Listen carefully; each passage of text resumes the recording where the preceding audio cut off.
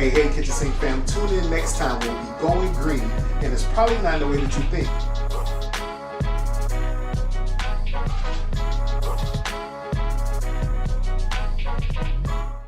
Hey, it's your man Rob Myers, and I am the Kitchen Sink Cook. And tonight's episode is all about ready, set, green. And when I say green, I ain't talking about green smoothies and kale salad. Now, don't get me wrong, I put spinach in my smoothie every morning, and I love me a kale salad. But tonight is about spinach, because we're talking about Popeye the Sailor Man. That's right. Choo-choo! From this point forward, you are members of the Kitchen Sink Cook community.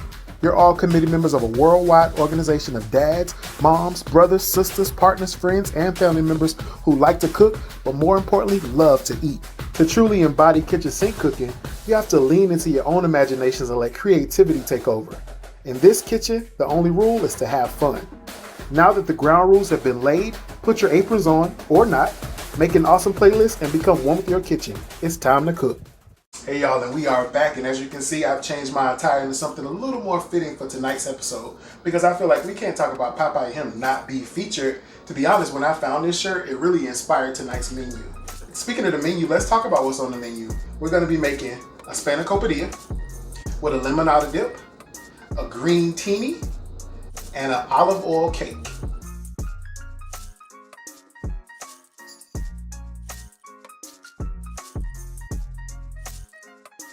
Popeye has a special place in my heart. One of the things that my dad and I bonded over when I was growing up is old school nostalgic TV. We watched things like The Jeffersons and All in the Family. He loved Archie Bunker. But one of the cartoons we always watched together was Popeye. So I could not do this episode and not give a nod to my dad. So Dad, tonight's episode is for you.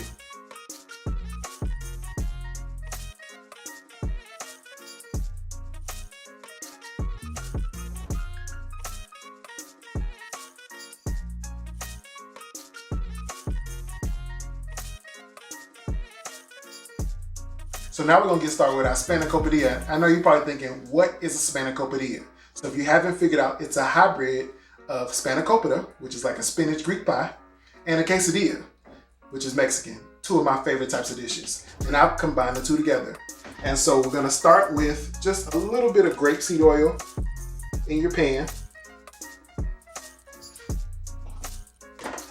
And I name all of my pans and pots. So this is Tabitha, like Tabitha Brown.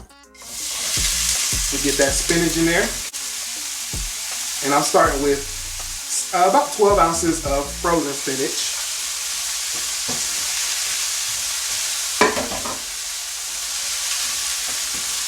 We want to let that saute.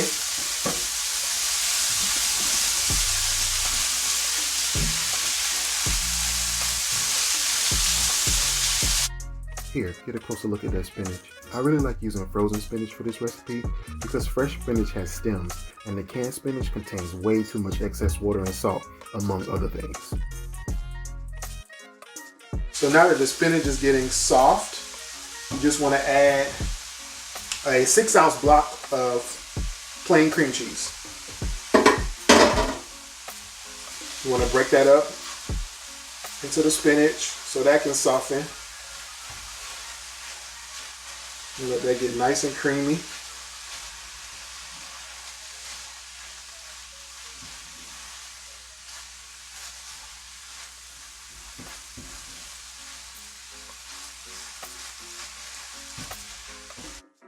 As the cream cheese softens and starts to incorporate with the spinach, it almost creates a mild paste. This makes it easier to spread onto your tortillas. So now that cream cheese is softening, you want to add the rest of your wet ingredients. And actually it's just the lemon juice, which gives it that Mediterranean taste. And then you got the holy grail, I call it, for Mediterranean flavors. So you got 1/4 teaspoon of salt, 1/4 teaspoon of garlic powder, 1/4 teaspoon of nutmeg, and then 1/4 teaspoon of dill weed.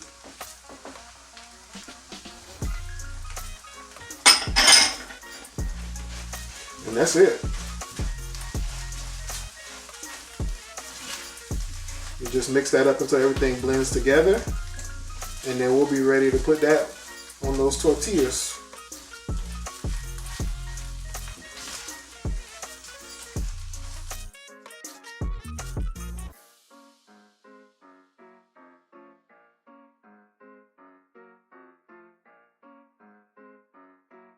So now we'll start assembling our tortillas.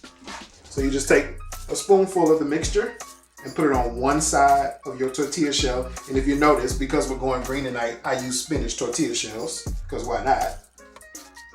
And you just spread that across half of the shell. If you don't have enough, go ahead and dig in and get some more.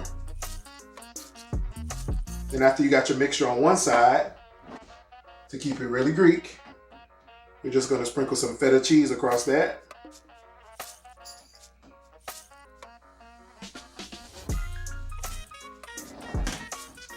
You get that shell closed up, mash it down just a little bit, and then we're going to take some of that extra grapeseed oil and then just dust it across the top. And this just gives it a crispy coat when it bakes.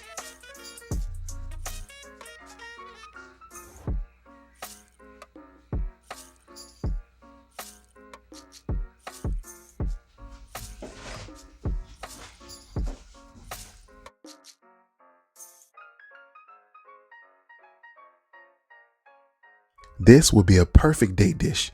It's super simple to make. You get to eat with your hands so you have a reason to feed each other. And it's easy on the stomach if you know what I mean. You can even add some shredded chicken or some mushrooms if you want to make it a little heartier. Either way, your guests and your taste buds will thank you.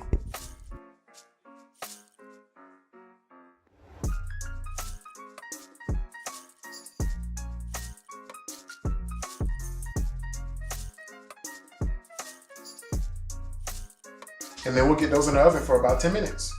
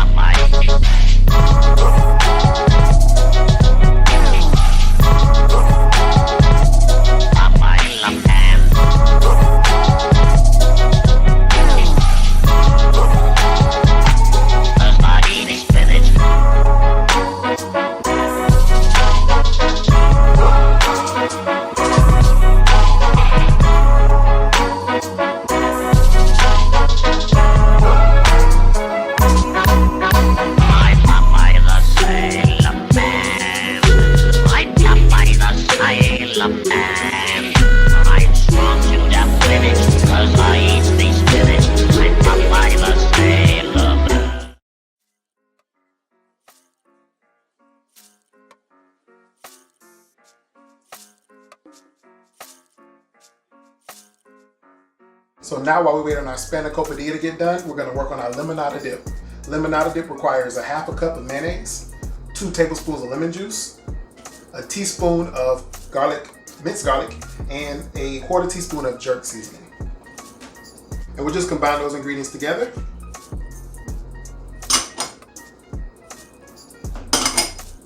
And then whisk it up. So it's nice and smooth. Now I like my dip slightly loose since the spanakopita is already creamy, but if you want a thicker dip, just add more mayo and jerk seasoning.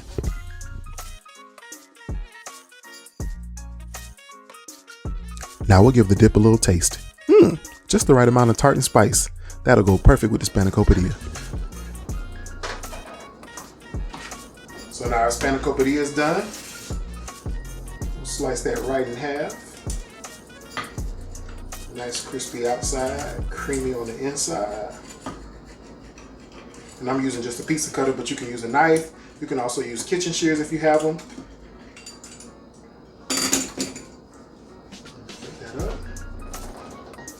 lemonade dip. Go on the side of that.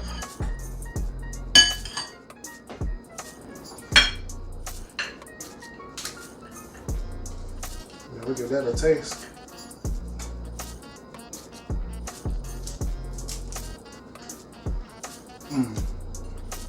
Really good.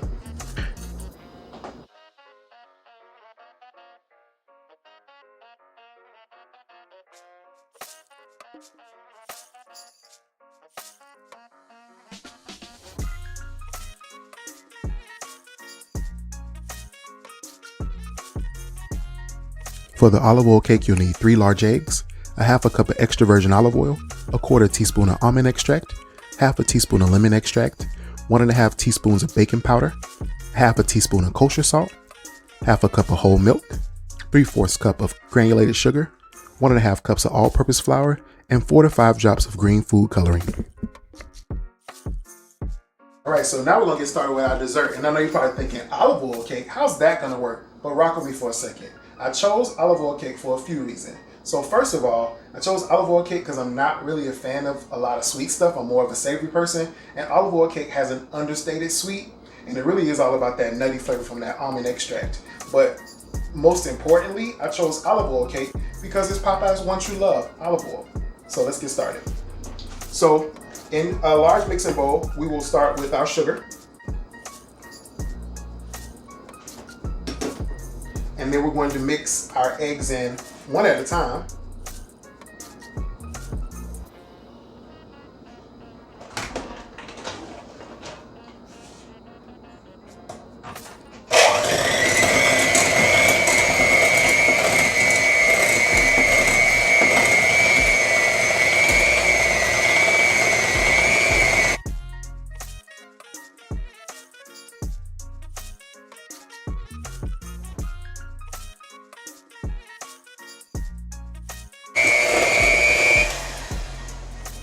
The egg and sugar mixture is nice and smooth, you want to add your milk. And then your almond and your lemon extract.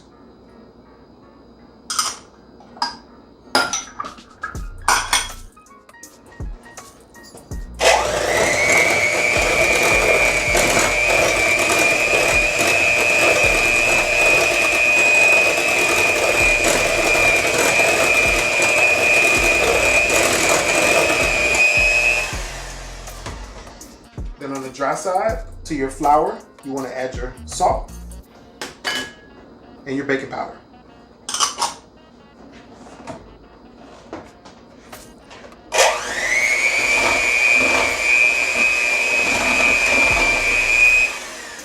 And once that's lightly blended together, you'll combine your wet ingredients to your dry.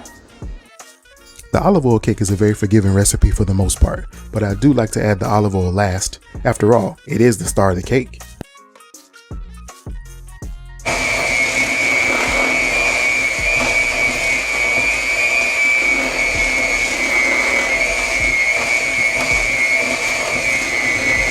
Now you want to stop for a second and you want to scrape those sides because we want all of our points.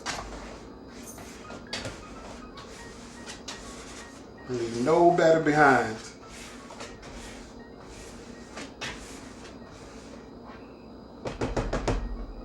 And we'll give it another stir.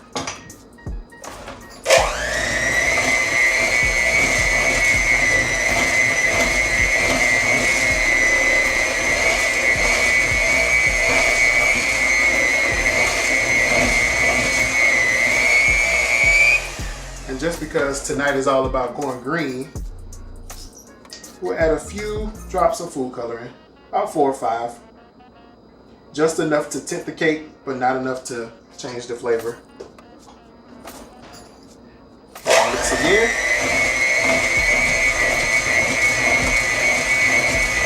So that batter is nice and green.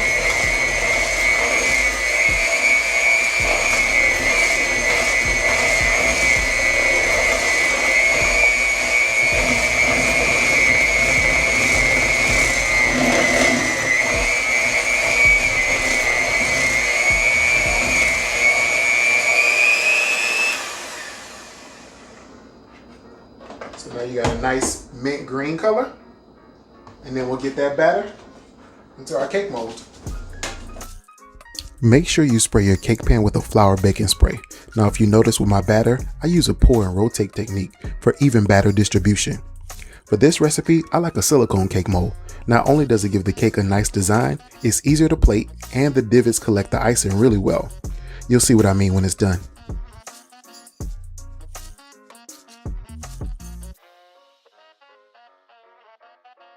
Alright, so now we're ready to get this in the oven, and if you'll notice, I put my silicone pan into another cake pan just for extra reinforcement because the silicone is so soft. And we'll get this in the oven.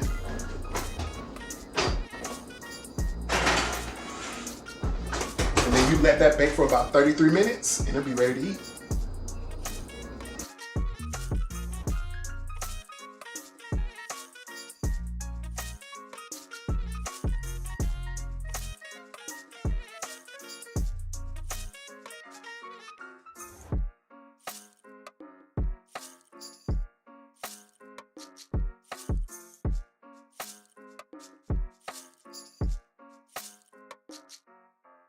So as you can see, our cake has come out of the oven. So while we let that cool for about 10 minutes, we're gonna work on our glaze. So we have a cup of powdered sugar, 2 tablespoons of key lime juice, and then a 1/4 teaspoon of almond extract.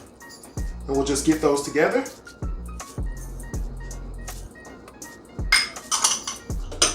And whisk that up, and then we got us a nice glaze.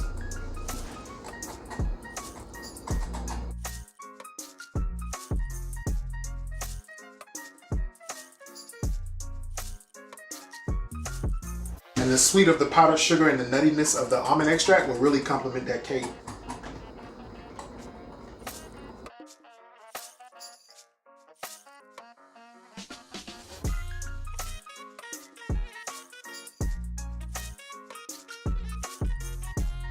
Now you could use a stand mixer for the glaze, but I find that it gets overworked that way.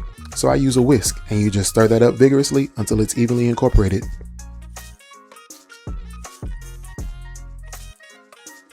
Now let's put this thing up and eat it. We've got a question from Mike. Rob, in what ways is your choreography like your cooking? For me, choreography comes in various ways. Sometimes I'm inspired by a particular song. Sometimes I see a costume and it gives me inspiration. Oftentimes I'm creating dances about real life events or something significant happening in the world. Regardless of how it comes, dance is my therapy. It's my release, my escape. Chances are if I'm not cooking something, I'm dancing or some combination of the two. They keep me sane. I like dance because I'm good at it, but I'm always a student of the arts, constantly learning and growing. Dance, much like cooking for me, allows me room to make my own interpretations and add my own flavor and flair. When you think about it, it really is a no-brainer why the two have been so prevalent in my life. Food and dance bring people together from all walks of life, all ages, all skill levels. They both have such a rich history, and the scholar in me loves soaking up all I can to acquire as much knowledge about them as possible. I met my wife through dance. To this day, I can remember the first meal I made for her 17 years ago. Spaghetti and homemade meatballs. I would say she was hooked after that, but my moves had already piqued her interest. And now my daughter's continuing the tradition in the kitchen and on the dance floor. Ironically, just like her, I started cooking around the same age that I started taking dance seriously. And if you know me for one, then you've probably had the pleasure of experiencing the other. If not, thank God for this show, because you will now. All right, enough of that. Let's get back to this cake. See what I mean about those divots? The way that glaze cascades off those crusty brown peaks of cake is perfection. I like to keep it simple and just spoon the glaze over the cake in a circular motion. Make sure you don't leave any glaze in the bowl. Afterwards, you'll notice a pool of glaze in the center ring of the cake. Once that hardens, that's a dessert all by itself. Who knew going green could be so tasty?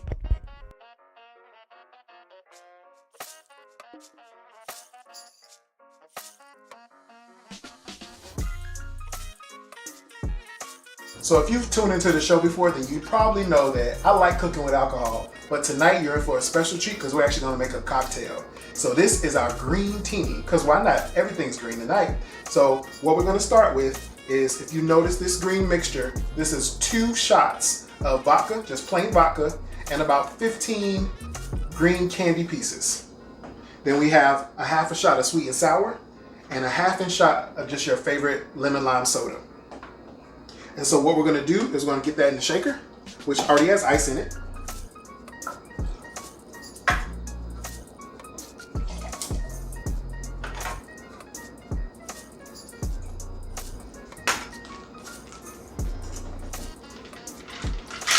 Give that a good shake.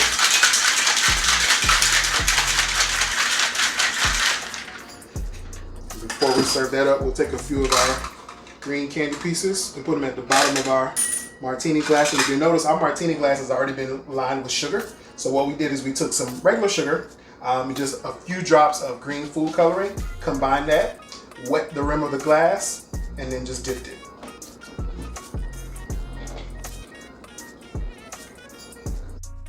Even if you don't drink, you gotta admit that this looks good. Maybe one of these is how Popeye got olive oil in the first place. Now for the most important part, we gotta taste it, right?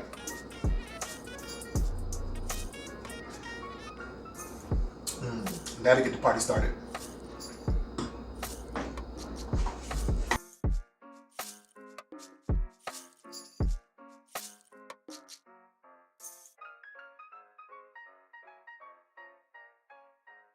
Hey, it's your man Rob Myers, and I hope y'all are enjoying the show. If you're loving the recipes and you want a little bit more, go check out my book at therobamyers.com. And while you're there, pick up some of my seasonings. You need them on your food. You do.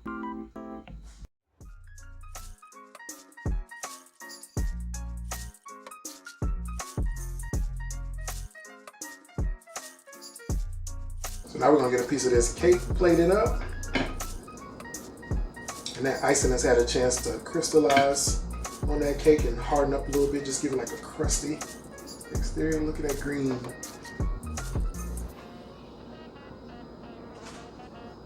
I'm gonna give that a taste.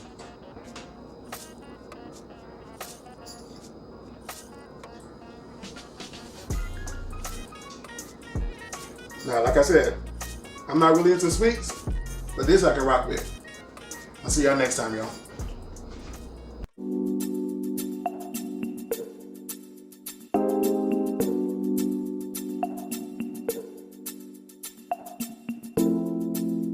Hey, it's your man Rob Myers, and I'm The Kitchen Sink Cooking. On my next episode, we'll be cooking up my favorite meal of the day, and that's brunch. That's right, ladies. Real men wear pink, and we brunch.